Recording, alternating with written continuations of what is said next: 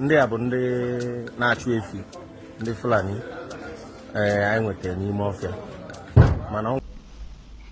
Good afternoon, everyone. Thanks for joining me in this video. Please, I want you to take this video serious and understand what is going on. Okay? Now, the three persons you are seeing in this video handcuffed, they are Fulani people. Okay? They were caught in Igbo land. And what is their crime? They were having cattle. Okay? They were having cows. And according to the report, they are 20 in number. They invited other people to come and buy cattle. Even the person they called directly is in this video. You are going to listen to this video. It's just about 1 minute in Igbo language, and I'm going to explain everything they said in the video for you.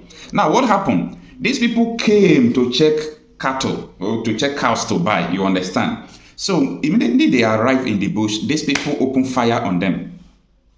They open fire on them. So this is the strategies they have been killing Igbos. The strategies they have been using to kill Igbos. They invite them into the bush to buy cattle. Immediately you come into the bush to price cows, they will unlife all of you. They will kill all of you. This is what has been going on. Now, when they open fire on these people called backup, and they were able to capture 3 people alive, and the rest ran away. This is very unfortunate. Now, I want you to pay attention. Let us just listen to what transpired in this video. I'm going to translate it and explain it to non-Igbos. Ndị a bụ ndị na-achụ efi ndị Fulani anyị nwetara n'ime ọfịa mana ọ nwa na-ele efi ha bịa kpọọ ya ka ọ bịa golo efi n'ime ọfịa. Ọ nwa na-ele efi akpọta ha bịa ka ọ bịa golo efi. Ọ bịazie ka o golo efi. Afịa bụ chikanso. Na onye ha bịa ka ha kpọ ka ọ bịa golo efi, ọ bịazi ide efi. Ha wee ha mụtezie n'ime ọfịa mmadụ ịnọ bụ AK-47. Nyanwa gbawazie gbana n'ude wee kpọwazie anyị. So mgbe ha jipụtazie n'ude, ha ma gbawazie anyị egbe. Mmadụ taa bụ ndị anyị nwetara, ndị ọzọ gba ọsọ.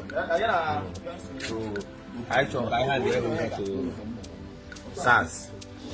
So nọ nke anyị fụ na-agụ azụ odumodu ka anyị nwetara ya. So no kunu mara ebe onye ọbụla na ya na-enye information markers.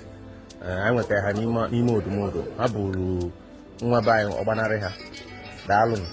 Now, this is what I mean. Follow this video step by step and remove emotion so that you will understand what I'm saying.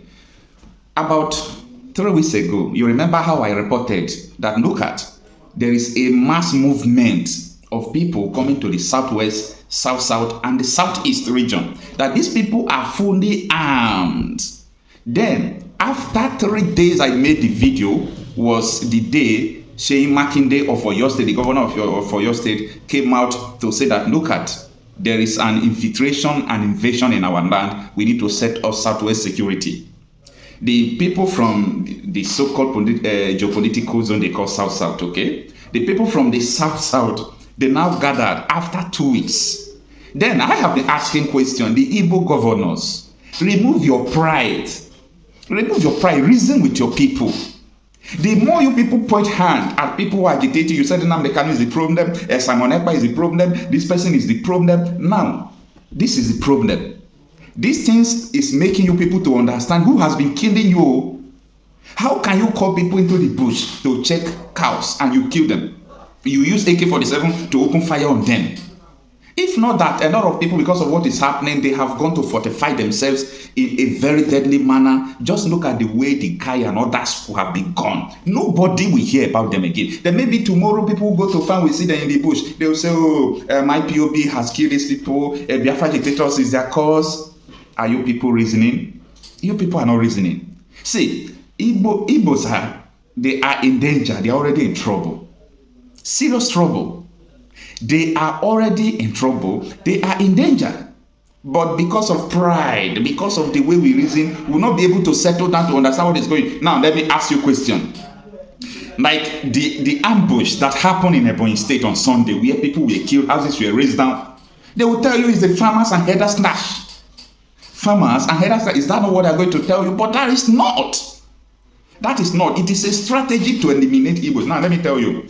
Now, these people are selling cows. They now invited people. Please, so we have cows. They're in the bush. We can't bring them into the town. You know, people don't like us to bring these cattle bring the cows into the towns.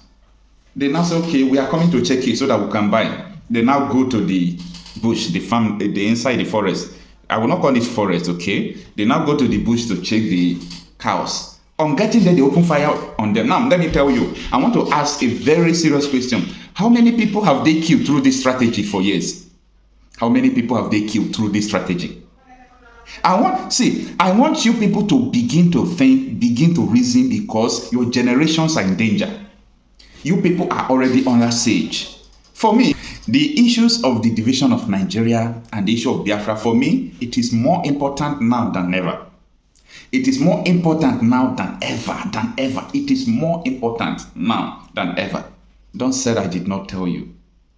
Look at the way they are killing your people. Call them into the bush, they open fire on them. Call them into the bush, they open fire on them. The other day, actually, Dokubo said his men are in the east, Imo, fighting. What are they fighting for? What are they fighting for? Why are they killing Igbos? It is time for people to rise. See, the politicians have sold their people because their politicians don't want to understand what is actually the problem. They don't want to understand.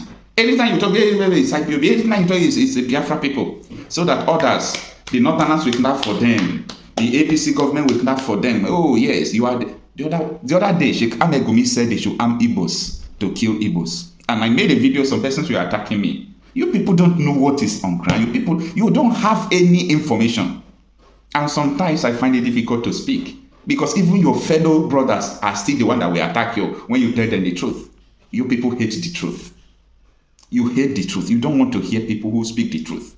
You hate people that speak the truth. You hate people that tells you, look at what is going on.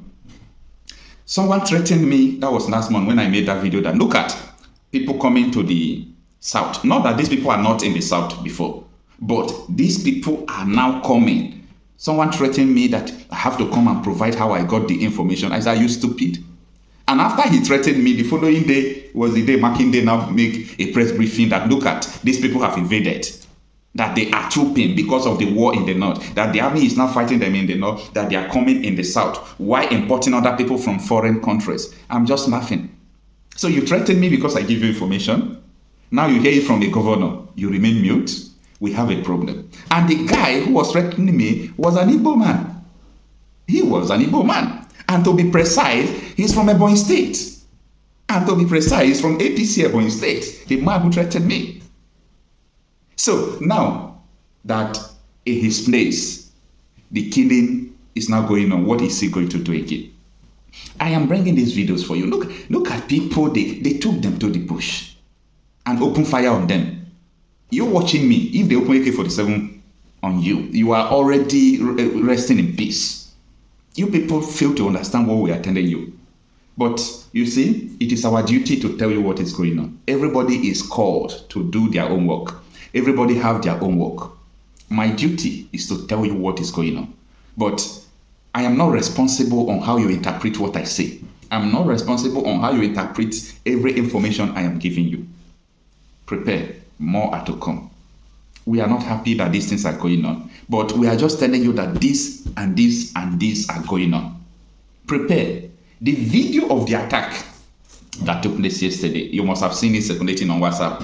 You know, YouTube has a very strict, what is it called? YouTube has a very strict guideline against blood, killing, all those things. If I should put the video right now here, before you know, they will take the video down and give me community guidelines strike, and I won't be able to upload for over 1 week. So because of that, I don't put the videos of all these things on social media. So you can inbox me on my WhatsApp. I'll send you the videos of all these things I'm talking. So I am not here to play.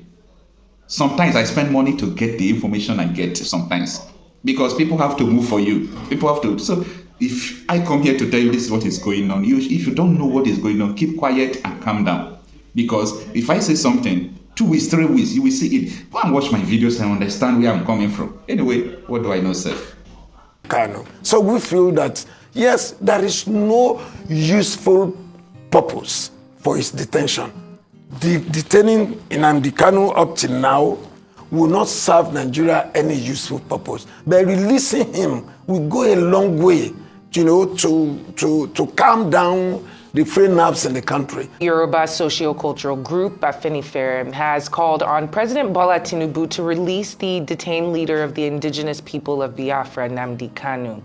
At the end of the meeting on Tuesday at the Ogun State residence of Afenifere National Leader Chief Ayo Adebanjo, the group said that fair hearing for the ipob leader may no longer be guaranteed due to controversial and conflicting legal proceedings in different courts on the matter. Let's take them one by one. First of all, the calling for the release of Nnamdi Kanu. What should we make of the timing of this calling, seeing as he's been in detention for quite a while and battling his legal troubles? What is it that right now, what happened? What transpired? Well, like you said, we discussed quite a number of issues bordering on the state of the nation. And there is no doubt that issues of, security, national reconciliation, and all of that at this critical time is very important.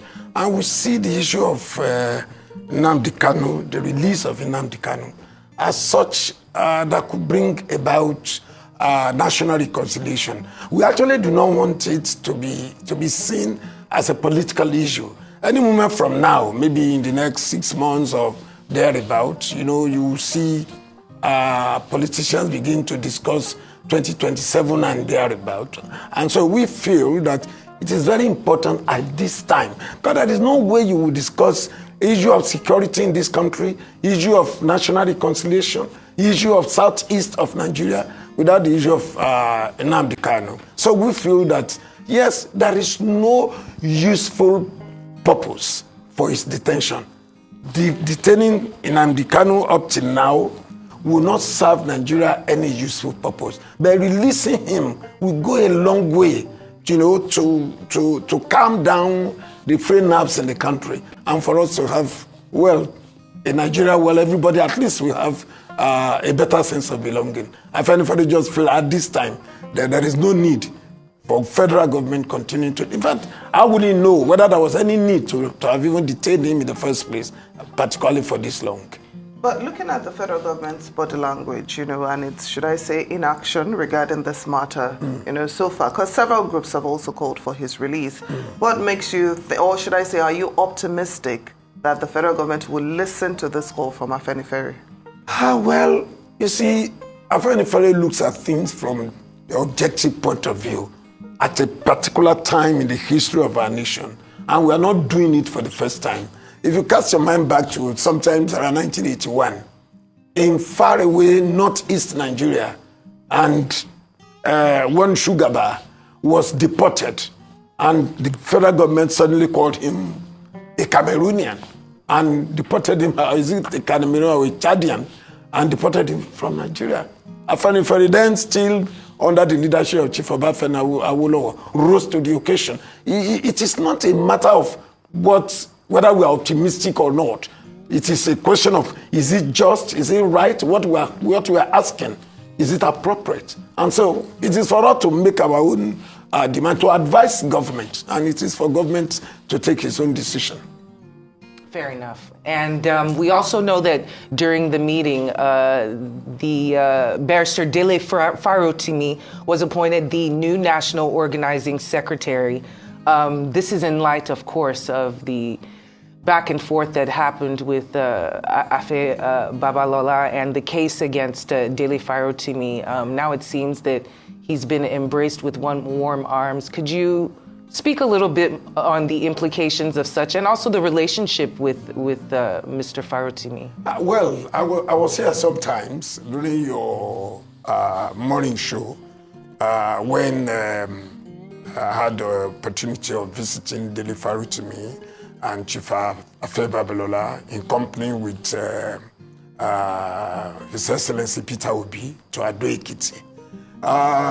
The appointment yesterday has nothing, absolutely nothing, to do with the Chief Afe Babalola's issue, which, thank God, all is well now, that ends well.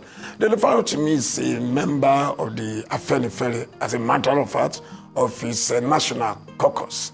And what transpired yesterday was not an appointment. It was an approval of an appointment. The appointment had come before the national executive for quite a while, but the general meeting had not come up for the purpose of approving the appointment. So what happened yesterday, the appointment was not just done yesterday, it was the approval of the appointment that had been sent forth by the National Executive Committee of the party, of the organization.